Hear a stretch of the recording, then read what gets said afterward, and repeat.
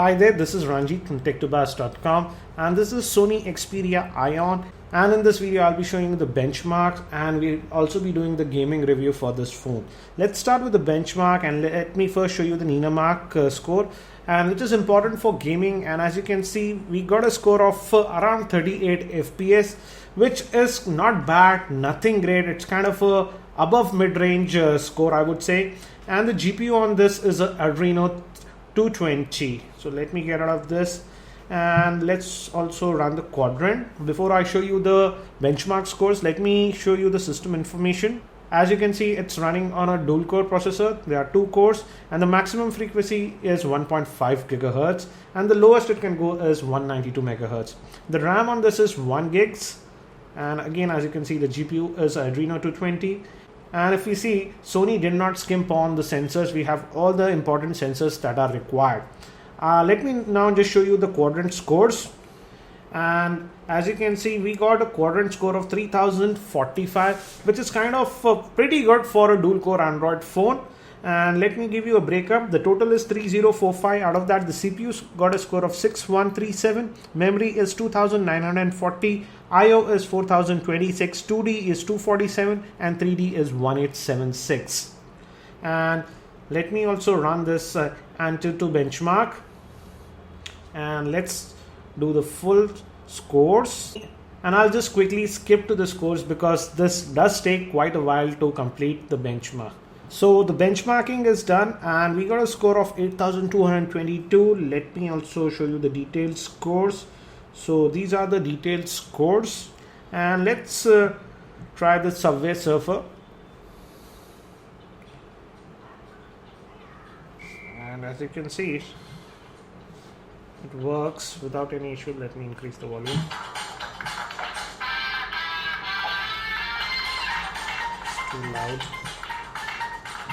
Again, as you can see, it runs without any issue. And another good thing about this phone is that the screen quality is actually very good.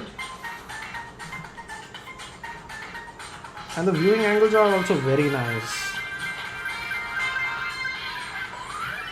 So as you can see, this is Subway Surfer and that also runs without any issues on this phone. So let me get out of this one. And let's try Temple Run 2. So this is Temple Run 2 and let's play. Again, this is also a free game that you can download from the Android Play Market. And I have to say it's running very smoothly.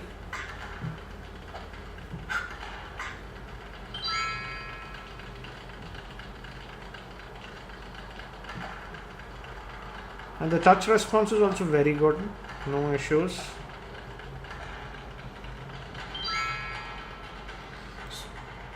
So as you can see, it can also run this game without any issues. Let me just get out of this one now. And now let's try another game that is Dead Trigger.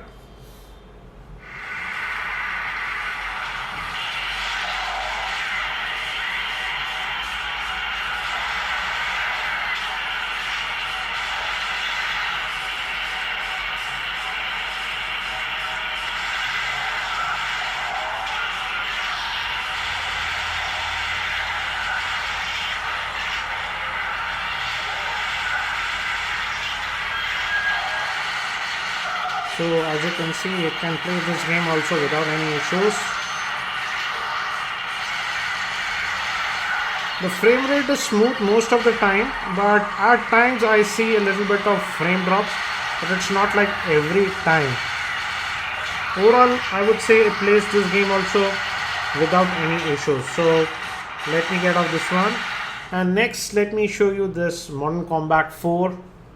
And this is a paid game. And this is a very resource intensive game, and that's Modern Combat 4, and this Xperia Ion can also play this one without any issues. Let me show you the same now. One thing I noticed is as the back is aluminum, this area gets a little bit warm while playing the game. Nothing too hot, but does get a little bit warm. And And this is Modern Combat, as you can see.